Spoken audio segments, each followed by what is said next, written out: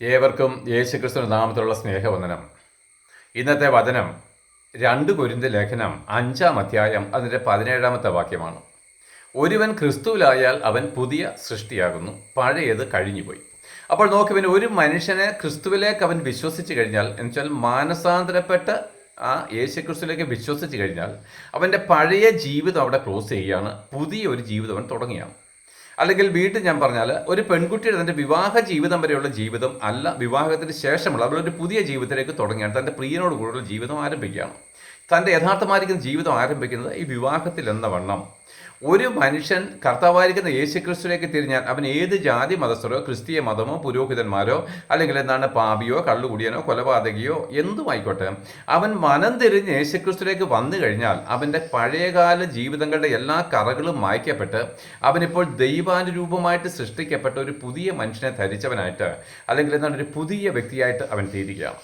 നമ്മൾ മുമ്പുള്ള വീഡിയോ പറഞ്ഞതുപോലെ തകർന്നും ചോർന്നൊലിച്ചും, അല്ലെങ്കിൽ അങ്ങേയറ്റം നശിച്ചും കിടക്കുന്ന ഒരു വീട് വിട്ട് മനോഹരമായിരിക്കുന്ന ഒരു പുതിയ ഭവനത്തിലേക്ക് നമ്മൾ സ്വന്തമാക്കി പ്രവേശിക്കുമ്പോൾ ഉണ്ടാകുന്ന അനുഭവമാണ് ക്രിസ്തുവിലുള്ള സന്തോഷം എന്ന് പറയുന്ന കാര്യം.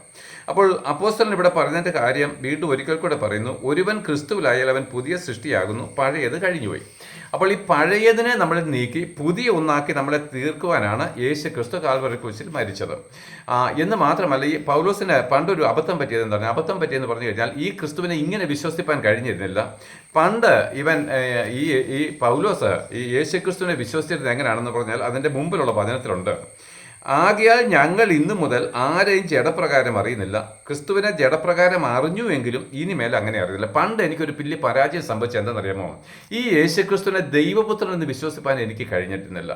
ഞങ്ങൾ എല്ലാവരും ന്യായപ്രമാണം വായിച്ചവരും അതിൽ ഞങ്ങൾക്കൊരു രാജാവായിരിക്കുന്ന വീണ്ടെടുപ്പുകാരൻ ഒരു ക്രിസ്തു വരുമെന്നും വിശ്വസിച്ചിരുന്നു. അവൻ ഒരു മഹാരാജാവായിട്ടാണ് വരുന്നതെന്നാണ് ഞങ്ങൾ വിശ്വസിച്ചിരുന്നത്. അതുകൊണ്ട് ദരിദ്രനായിട്ട് പിറന്ന ഈ യേശുവിനെ ക്രിസ്തുവായിട്ട് അംഗീകരിക്കാൻ ഞങ്ങൾക്ക് കഴിഞ്ഞില്ല. അപ്പം ഞാനും വിചാരിച്ചിരുന്നൊരു കാര്യം എന്താണെന്നറിയാമോ? ഇവൻ മറിയയുടെ സന്തതിയാണ്, ഇവൻ്റെ സഹോദരന്മാർ നമ്മളോട് കൂടി ഇല്ലയോ? കാരണം അവൻ്റെ അമ്മ പ്രസവിച്ച യോസെ, യൂദ, ശിമയോൻ, യാക്കോബ് എന്ന സഹോദരന്മാരുണ്ട്. പിന്നെ അവൻ്റെ വീട്ടിൽ സഹോദരിമാരുണ്ട്. ഇവരെല്ലാം അവൻ്റെ അമ്മ മറിയ പ്രസവിച്ചാണ്. ഇവനെ ആ മറിയ ആദ്യമായിട്ട്, അല്ലെങ്കിൽ ആദ്യ ജാതനായിട്ടാണ് ജനിപ്പിച്ചത്. ഞാൻ അങ്ങനെ വിചാരിച്ചിരുന്നത്, ഈ ആശാരി ചെറുക്കന്, ഈ തച്ചൻ്റെ മകന്, ഇവൻ ഈ ദരിദ്രന്, ഇവൻ എങ്ങനെ നമ്മുടെ രാജാവായിട്ട് തരും? ഇവൻ അത്ഭുതങ്ങളും അടയാളങ്ങളും വീര്യപ്രവൃത്തികളൊക്കെ ചെയ്താലും ശരി, ഞാൻ വരുവാനിരിക്കുന്ന ക്രിസ്തുവായിട്ട് ഇവനെ അംഗീകരിച്ചിരുന്നില്ല എന്നാണ് പൗലോസ് പറഞ്ഞത്. പക്ഷേ ഇപ്പോഴൊരു കാര്യം മനസ്സിലായി. എപ്പോഴാണെന്നറിയാമോ?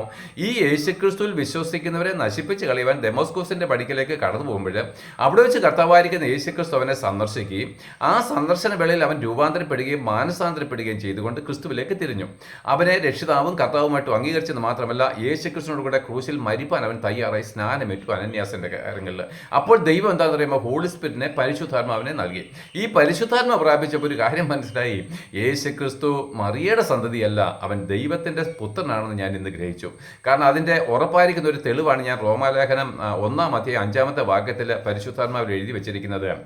അവിടെ ഇങ്ങനെയാണ് എഴുതിയിരിക്കുന്നത്, അവൻ മരിച്ചവരിൽ നിന്ന് ഉയർത്തെഴുന്നേറ്റിരിക്കാൻ ദൈവപുത്രൻ എന്ന് ശക്തിയോടെ നിർണയിക്കപ്പെട്ടു. അപ്പോൾ ഞാൻ അന്ന് വിചാരിച്ചിരുന്നില്ല ഈ യേശുക്രിസ്തു ജനിച്ചിട്ട് മരിച്ചിട്ട് ഉയർത്തെഴുന്നേറ്റു എന്ന് അംഗീകരിക്കാൻ എനിക്ക് കഴിഞ്ഞിട്ടില്ല.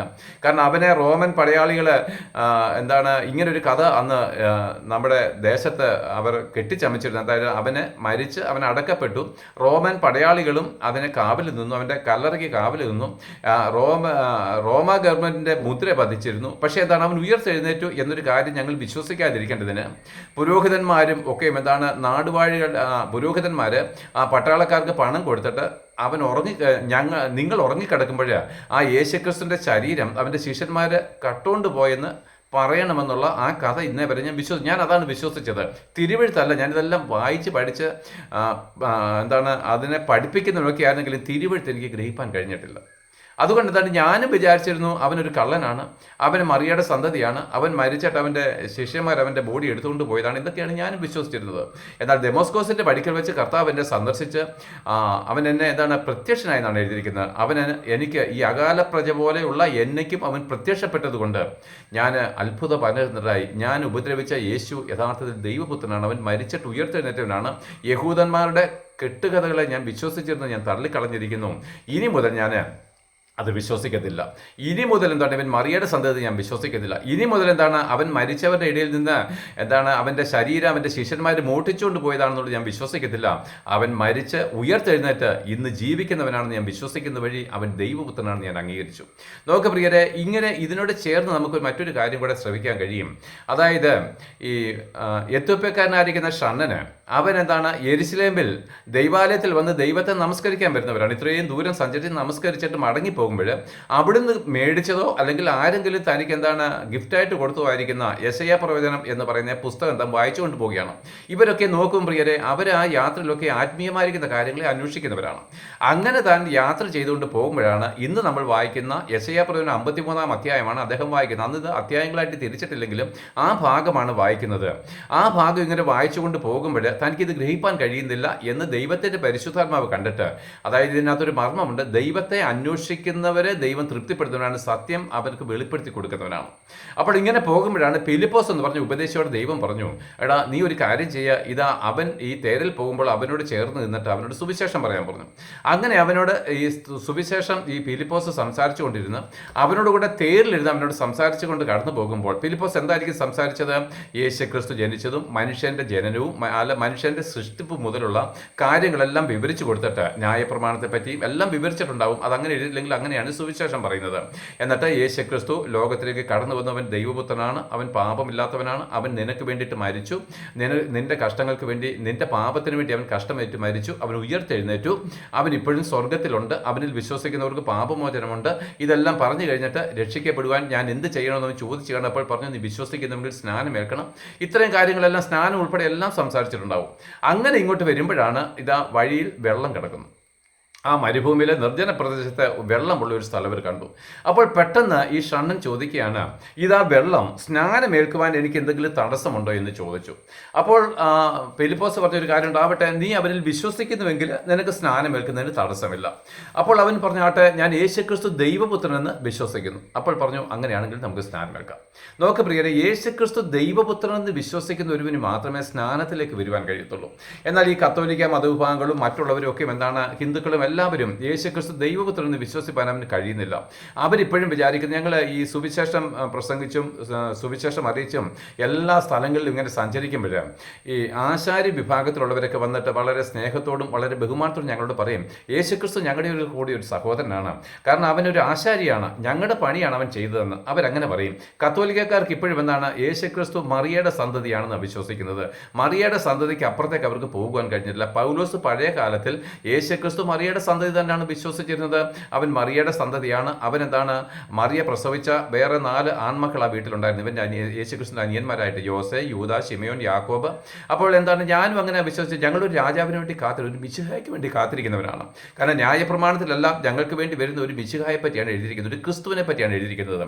ആ ക്രിസ്തുവിന് വേണ്ടി ഞങ്ങൾ കാത്തിരിക്കുമ്പോൾ ഈ മറിയയുടെ സന്തതിയായിട്ട് വന്ന ഈ ദരിദ്രനെ ഞങ്ങൾക്ക് യഥാർത്ഥത്തിൽ ദൈവപുത്രനായിട്ട് അംഗീകരിക്കാൻ കഴിയത്തില്ല, ക്രിസ്തുവായിട്ട് അംഗീകരിക്കാൻ കഴിയത്തില്ല. ക്രിസ്തു എന്ന് വെച്ചാൽ ദൈവപുത്രൻ തന്നെയാണ്, അത് ഞാൻ അറിയുന്നു. പക്ഷേ ഈ യേശുവിനെ ദൈവപുത്രനെ അംഗീകരിക്കാൻ ഞങ്ങൾക്ക് കഴിയത്തില്ല. കാരണം ഇവനൊരു ദരിദ്രനാണ്, മറിയയുടെ സന്തതിയാണ്.